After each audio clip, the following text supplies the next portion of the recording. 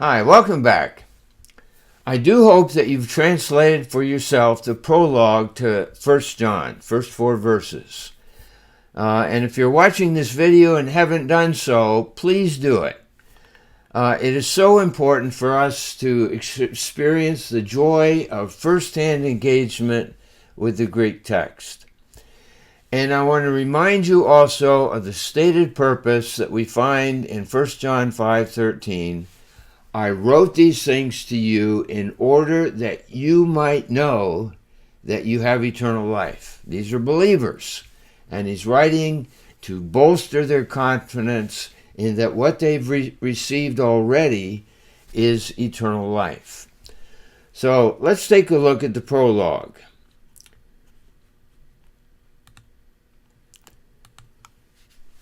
Now, you'll see on the screen here the way I've frequently work with the Greek text. This is what I call blocking the text or jiggling with the text. I discovered this ability initially when I found that I could import Greek text into my word processor. And then I began to jiggle with the text, move the text so I could see how parts are related. Now, you'll notice here in the green, I have the past, in the blue, the present, and then in the red, the purpose. So what I did here was to lay out all of the past tense verbs that we had off in the left-hand column, the present tense verbs in that middle column, and then we have the two purpose statements that are noted down below by Hina, in order that. So let's take a look at the verbs. 1-1, that which was from the beginning, ein, the imperfect indicative of the verb to be. Akekoamen, perfect, active, indicative, first person plural. We have heard.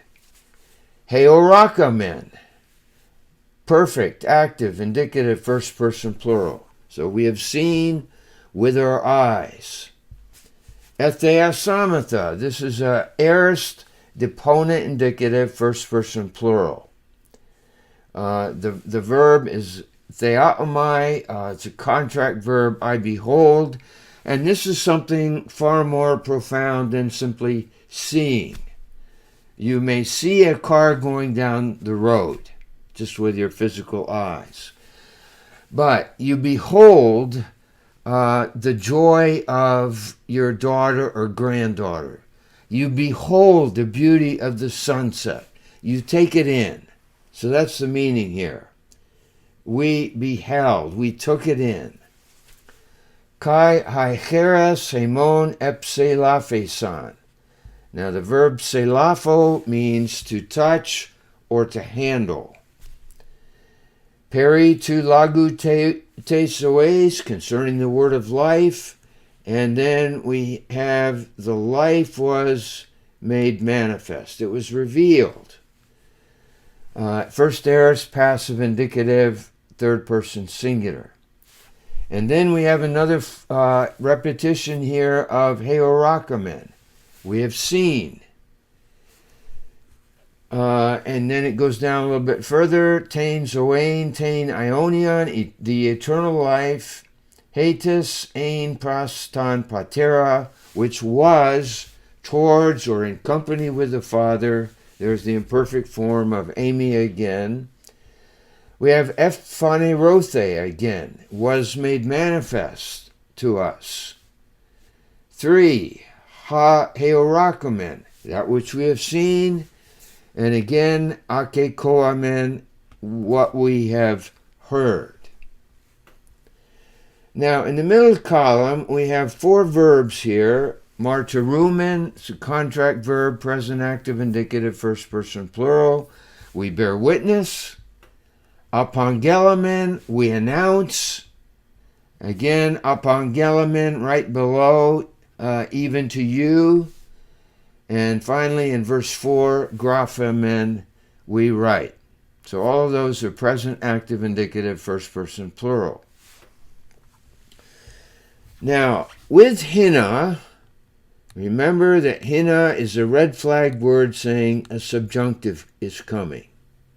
So hina is linked up with the present subjunctive of the verb echo in order that even you might have fellowship with us.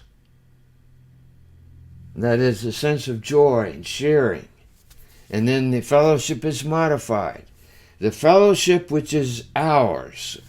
He metera, that's a possessive adjective that is very emphatic. The fellowship which is ours is with the Father and with his Son, Jesus Christ. So here we have fellowship that is both divine as well as human, something shared. And finally, we write these things to you, hina, in order that, and now that is linked up with the subjunctive form of Amy, might be, and the subjunctive is right over here, the hey chara, our joy, might be, and then we have a perfect participle from the verb plerao.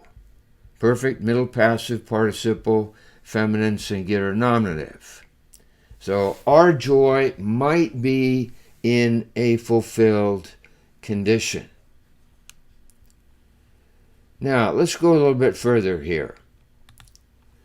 We have 11 verbs in the present tense. We have ein, occur twice. Akekoamen, we have heard 2 times.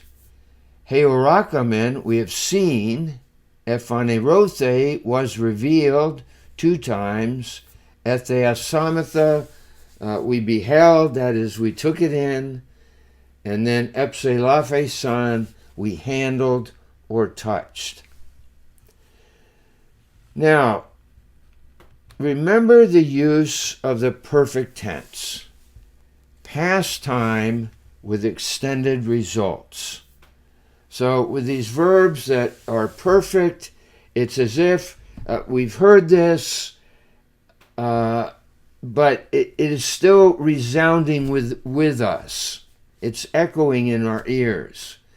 We have seen past time, but extended results. The seeing is still before our mind's eye.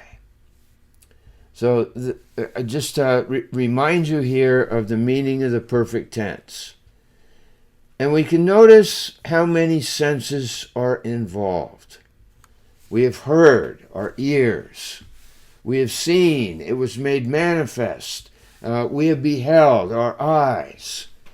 And then we have touch, another sense of that belongs to us. So 11 verbs in the past tense. Now we have 4 present tense verbs. Martyrumen, we bear witness, we announce, occurs twice. Graphamen, we write. Now I want you just to take notice here that we have the first person plural forms. That is to say, the evangelist John is writing within a community. Sometimes it's called the Johannine community. So it's not simply the evangelist, but he's writing within the context of a community. And then we have the 2 purpose statements. In order that you might have fellowship with us. And then the evangelist goes on to say, it not only is it a human fellowship, but it is a fellowship which is also divine, vertical at the same time. And then the second purpose clause, in order that our joy might be in a fulfilled condition. There's the periphrastic use of the participle. It emphasizes the enduring condition. So the 2 purpose statements reflect this: a genuine fellowship, something that is shared, as well as a fulfilled joy. So let's put all of this together. In terms of a literary relationship, we can see a progression from a real incarnation, 11 verbs, that lead to present proclamation, 4 verb forms, through word or letter, that leads to 2 purposes: to enjoy fellowship and to experience a fulfilled joy. So here's a literary relationship of progression: a real incarnation, present proclamation, and 2 purpose statements. Now, the thrust here, let me suggest this, that John emphasizes in the most vibrant way possible the experience of having heard, seen, looked upon, and touched what was revealed, that is, the word of life. The voice of the writer is not alone, but he speaks from within the circle of eyewitnesses. The we forms, first person plural. And he addresses by way of writing, proclamation, and announcement and witness to the wider circle of faith that has not been privileged with eyewitness evidence.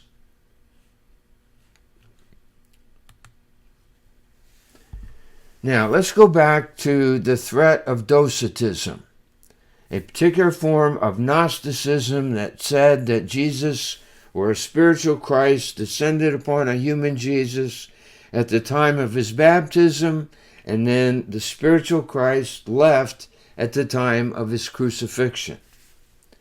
So that the whole presupposition here of Docetism, that Christ only seemed to have become human. So to the Docetists, Dakeo, I think, suppose, or seem, the prologue makes the aggressive purpose of the epistle crystal clear. The writer grounds faith in the reality of an incarnate Christ, who did not only seem to appear, but was truly incarnate. Now, let me just relate the purpose here in terms of the prologue. In the prologue to the 4th Gospel, we have similar language. In the beginning was the Word.